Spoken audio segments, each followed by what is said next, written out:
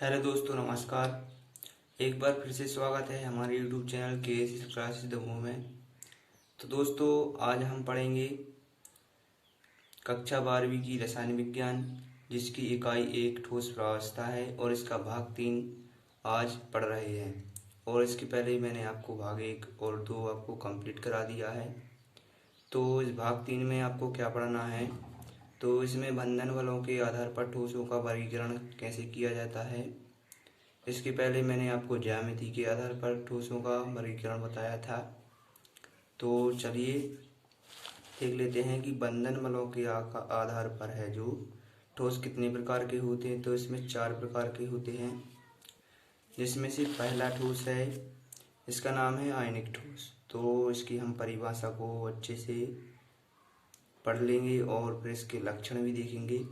तो परिभाषा दी गई है कि आयनिक ठोस वे ठोस पदार्थ हैं जिनकी संरचनात्मक इकाई आयन आयन होते हैं 2 प्रकार के, जैसे धनायन व ऋणायन। तो ये धनायन और ऋणायनों से मिलकर बनता है, इसको क्या कहते हैं, आयनिक ठोस कहते हैं। उदाहरण देखें तो जैसे NaCl है, CaCl है आदि।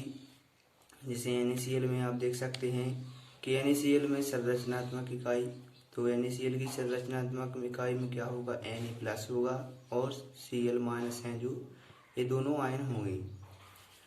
और फिर इसके बाद इसके लक्षण क्या हैं, तो इसके लक्षण मैंने आपको बताया था कि कुछ लक्षण तो आपकी इसी परिभाषा से मिल जाएंगे, कुछ उदाहरण से मिल जाएंगे।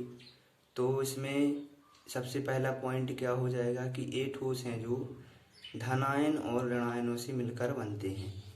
फिर इसके बाद आपका हो जाएगा कि ये ठोस हैं जो कठोर एवं भंगुर प्रकृति के होते हैं।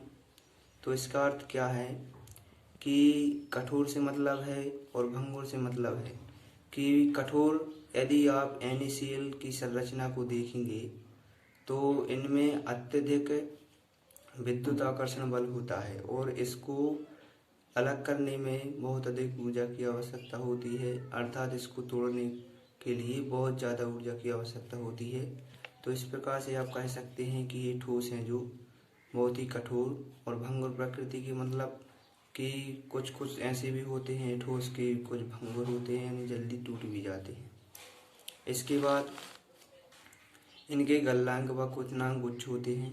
तो यही बात है कि विद्युत आकर्षण बल ज़्यादा होने के कारण इसको यदि आप गर्म करेंगे तो इनके गलनांक व क्वथनांक ज़्यादा होंगे, अर्थात ये जल्दी नहीं टूटते हैं। अब इसके बाद आपका सेकंड है आणविक ठोस। तो आणविक ठोस की परिभाषा क्या है, तो आणविक ठोस वे ठोस पदार्थ हैं जिनकी संरचनात्मक इकाई अणु होती है। तो इसकी संरचनात्मक इकाई अणु होती है, अर्थात अणुओं से मिलकर ये आणविक ठोस बनते हैं। उदाहरण देखें तो जैसे बर्फ है, ठोस अमोनिया है और आयोडीन आदि हैं। तो बर्फ है जो जल के अणुओं से मिलकर बनती है और आयोडीन भी अणुओं से मिलकर बनती है। और यदि आप देखें तो बर्फ का रासायनिक सूत्र होता है H2O, ठोस अमोनिया का NH3।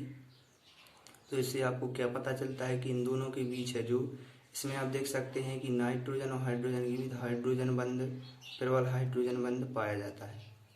तो इसमें आपको हाइड्रोजन बंध भी पाया जाता है। अब इसके बाद देखें लक्षण। तो लक्षण क्या है, ये ठोस अणुओं द्वारा बने होते हैं। तो ये परिभाषा से आपका एक पॉइंट हो गया। इसके गलनांक व क्वथनांक निम्न होते हैं। निम्न कैसे होते हैं, यदि आप बर्फ को थोड़ी सी ऊष्मा देकर यदि पिघलाएं तो वो जल्दी ही पिघल जाते हैं। तो इस प्रकार से इनकी गलनांक व क्वथनांक कैसे होते हैं, निम्न होते हैं। फिर इसके बाद ये निम्न वाष्पन ऊष्मा के कारण सामान्यतः वाष्पशील हो जाते हैं। यदि आप इसको थोड़ी सी ही वाष्पन ऊष्मा दें तो ये वाष्पशील हो जाते हैं और ऊर्जा के रूप में।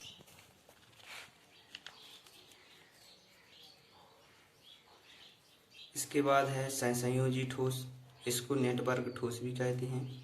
तो इसकी भी परिभाषा हम देख लेते हैं कि ये ठोस पदार्थ परमाणुओं से मिलकर बने होते हैं, अर्थात इनकी संरचनात्मक इकाई है जो वो परमाणु होती है।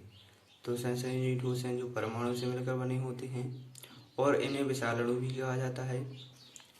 तो जैसे आप देख सकते हैं कि हीरा और ग्रेफाइट, तो हीरा और ग्रेफाइट हैं जो संयोजी ठोस के उदाहरण हैं। तो इसको मैं बता देता हूँ। तो आप जैसे देख सकते हैं कि हीरे की नेटवर्क संरचना किस प्रकार से है।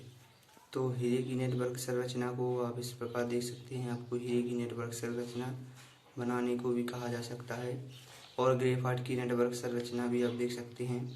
तो इसमें जो परमाणु हैं, एक परमाणुओं से मिलकर बना होता है, और प्रकृति में हीरा है जो सबसे ज़्यादा कठोर पदार्थ माना जाता है। और लेकिन जो ग्रेफाइट है वो संयोजी ठोस में विद्युत का सुचालक माना जाता है, और इसके दो परमाणुओं के बीच की दूरी आप देख सकते हैं 154 पिकोमीटर, और इसकी क्या होती है 340 पिकोमीटर। ये लंबाई में है, और यहाँ पर आप देख सकते हैं इसकी होती है 141.5 पिकोमीटर। अब इसके लक्षण को आप देख लेते हैं। तो लक्षण क्या है, ये परमाणु से मिलकर बने होते हैं। इनके गलनांक व क्वथनांक उच्च होते हैं।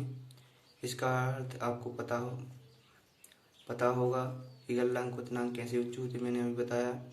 तो इनकी जो संरचना होती है बहुत ही बड़ी आकृति की होती है, और इनको अलग करने में बहुत ज़्यादा ऊर्जा की आवश्यकता होती है, इसलिए इनके गलनांक व क्वथनांक हैं जो उच्च होते हैं।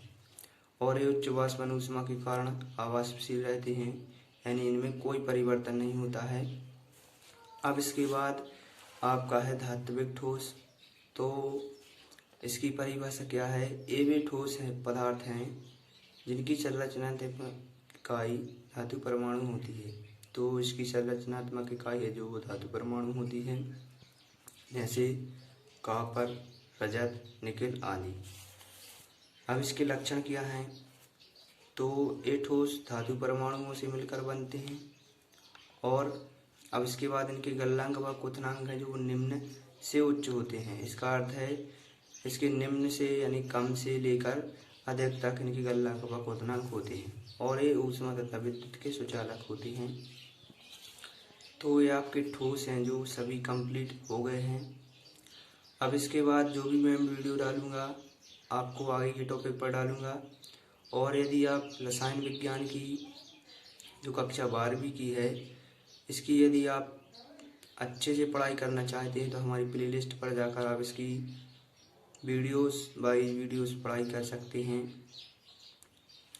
फिर मिलेंगे इसके बाद अगली वीडियो में।